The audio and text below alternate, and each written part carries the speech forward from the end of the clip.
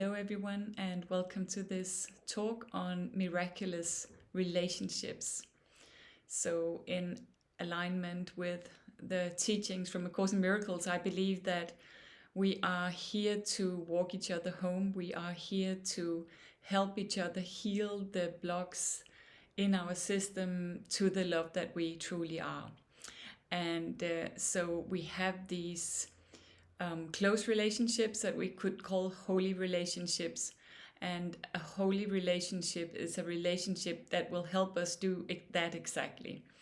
And sometimes they are difficult ones. And nonetheless, there is always an invitation to looking at the blocks in our system, to living deeper and deeper connected with the love that we truly are.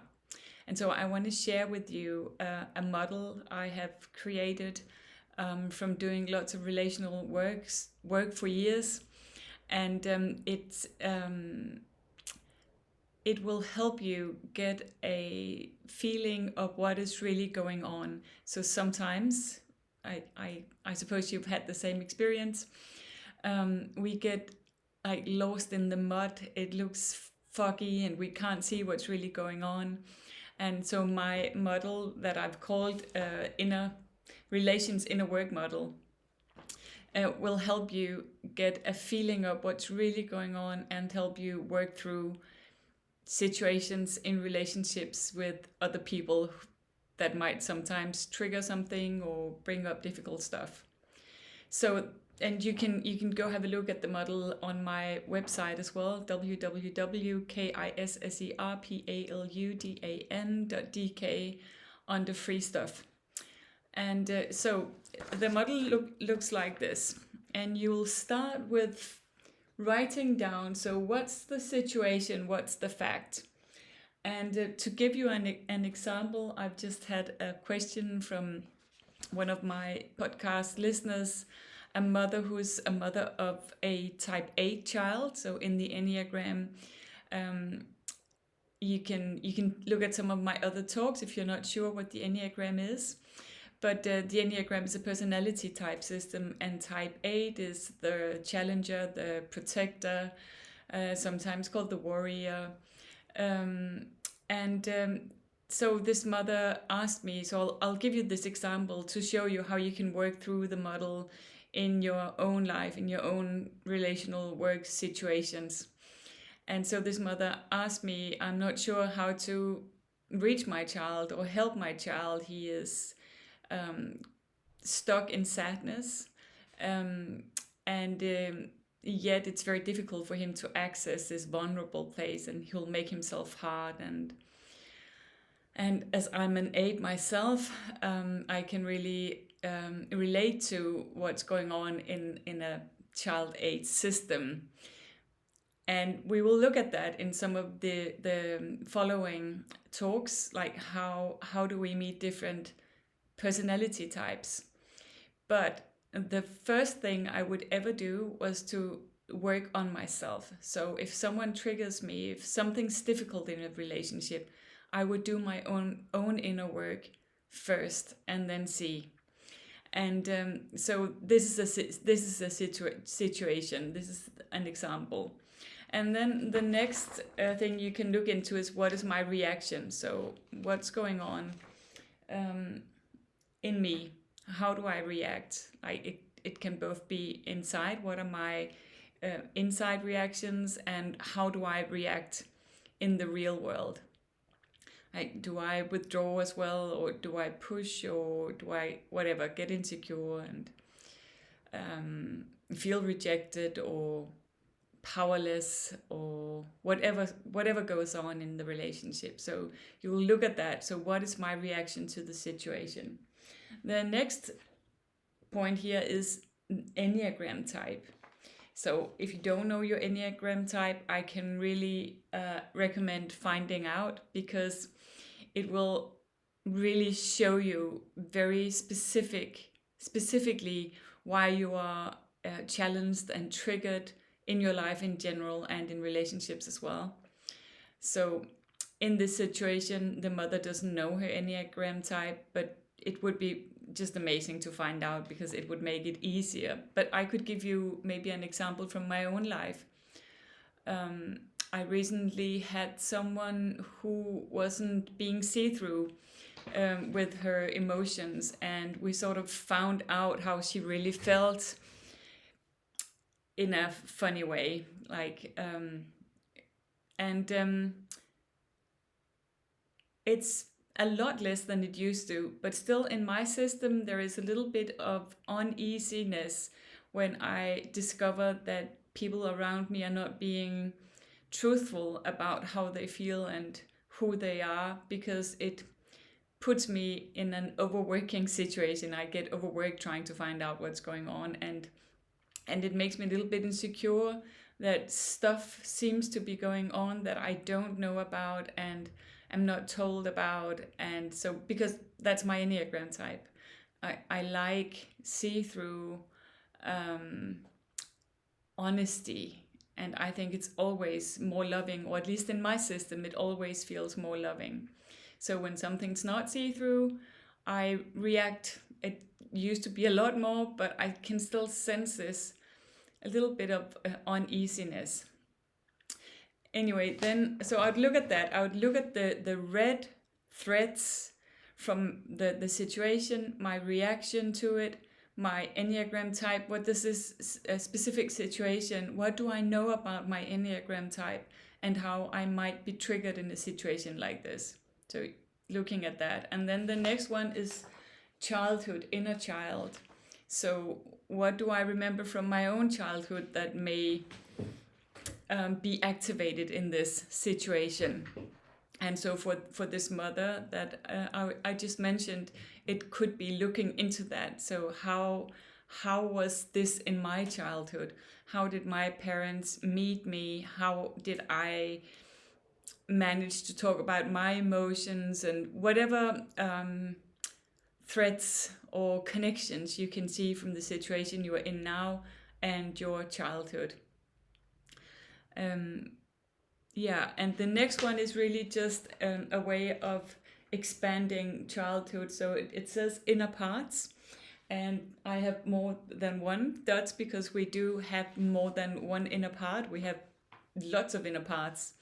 So my invitation would be to like go inside your system and have a look, like sense into your system what's going on, what voices wants to be heard in this. And sometimes we have voices that are not very old and don't know how old we are, and often we'll have voices that are in conflict with each other, and voices that are triggered from the relation that we are in this situation, and also parts that don't know that I'm not 3 years old, and I will survive this problem in a relationship. And so listening to and meeting and feeling compassionate with your inner parts is very healing. So someone, a relationship, your child or anyone really will trigger something. Look at your reactions, look into your childhood, and go into yourself and have a conversation with your system, with your inner parts that are activated, and see if something calls for healing within your system.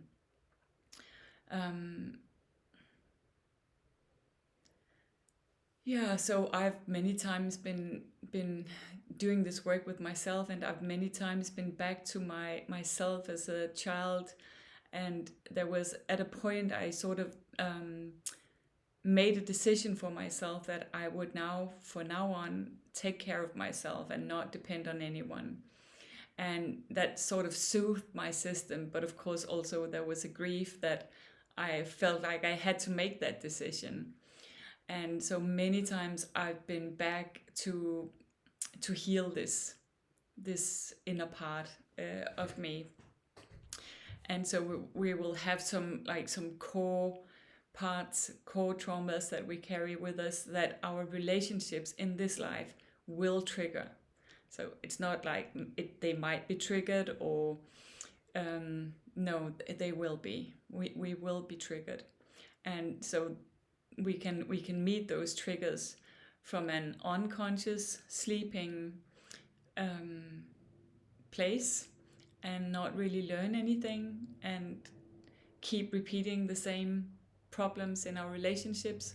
Or we can meet the triggers from an awake conscious place, where we ask ourselves, what is my learning in this? What is the call for healing? What's the call for love in this situation? And so sometimes we do need, in these processes, we do need to be helped by professionals.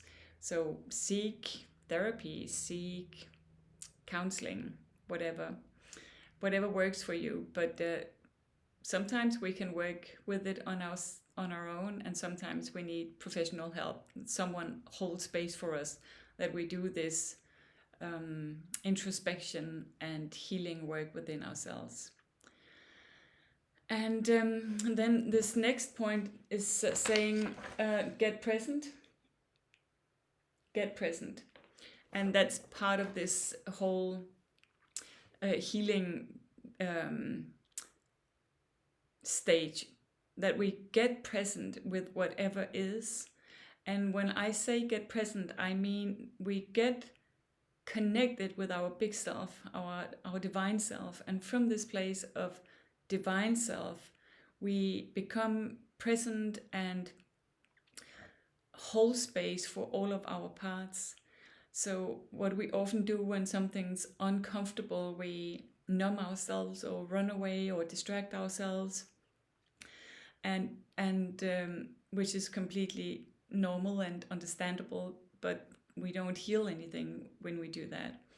So becoming present means sticking with it, like being there, being present with yourself and everything that's being triggered, because this presence is what heals you. Your presence, like within you, there is this divine healing, loving power that can heal anything. And the more present you become, and the more you sit with everything and witness everything and just love all the parts within you, because your big self can do nothing but love, you will heal. And then the relationships are truly holy healing relationships.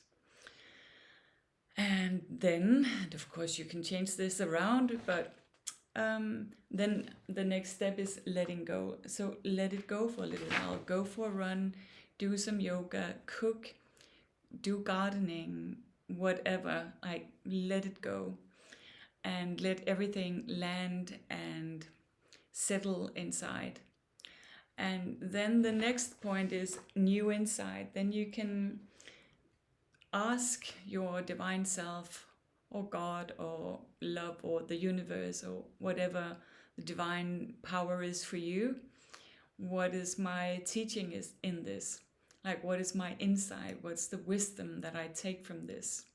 Which is very nice, just to have this sense of learning as we go, and bringing more wisdom as we evolve. And and so I just want to say that this whole healing process is really important, because if we only understand the connection between our triggers and our Enneagram type, and even if we just understand the triggers, the connection between the triggers and our childhood experiences, we don't really heal anything. Like the understanding is great, and it can give the system actually some kind of soothing, calming energy, because things make sense, and it's not because there is something wrong with me. I'm just born with this Enneagram type, and I carry with me these inner parts that are activated, and so everything makes sense in a different way, which is, at least in my system, really nice. But it's not healing in itself. It's the getting present with and witnessing and loving whatever needs to be witnessed within you, that's really healing. And so there is new insight. And the next one is called action. So look at new ways, different ways, other ways that you may act in the future. Um, so one of the things that I do act in different ways in many areas of my life, compared to how I reacted when I was a young woman. And one example of my change in behavior or action is I have less need to get everything solved and looked at and fixed and being see-through. I have a different capacity in my system to trust that things will work out and that I don't have to push a, re, a result, a resolution, a conversation, that I can lean back a little more and see what happens, and also respect and accept that not all people have the same need. Not all people find it soothing in their system to have truthful talks. And so sometimes I just let go. It's just not that important. And I don't think I would have been able to do that if I hadn't done my inner work. And yeah, then it's all over again. A new situation, new trigger, and working through the model again and again in situations. So I've used this model myself a lot in my life. And a lot of the people that I have done therapy with or done workshops for, facilitated workshops for, have used this model. So I know that it works. And yeah, I just wanted to offer you that, a model, a way of working in a concrete and constructive way with your relationships. And and so by doing your own inner work, a lot of the problems or issues in relationships seems to dissolve. And very often when we talk about parents and children, we will have these triggers, and doing our own inner work, doing our own introspection is like really the greatest gift we can give to other people, and especially our children, as they don't really have a choice. Well, I think on a spiritual level they do have a choice and they have chosen us, but to claim responsibility for what's mine, for what I am bringing into the situation as the adult or the mother or father of adult children, is, I think, a very loving gift to give to both yourself and the other. So as you are healing yourself and giving yourself the gift of introspection and healing, it is at the same time something you give to the relationship that you're in. Yeah, so in the next, well, maybe not the next, but I will record some talks on how to meet your child depending on the Enneagram type.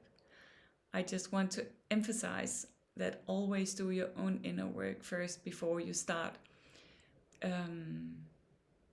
thinking too much about how your child might like to be met. We will look into that, and it is important. I have myself two very different children, and I have met them in very different ways. They have had very different needs, and they have triggered different stuff within me. So we'll do our own work first, and then we will also have a look at how we can meet our children in a way that's most beneficial for them to be able to be in the world as the divine, beautiful human beings that they are. So thank you so much for being with me, and you're welcome to go have a look at some of the other talks I've done here on YouTube, or check out my website www.kisserpaludan.dk, or follow me on Instagram or Facebook. Thank you. Oh, yeah, and one more thing. If you know of anyone who could need inspiration in their relational work, and I guess we all have relational work to do, please let them know about this YouTube channel. Please share. Thank you.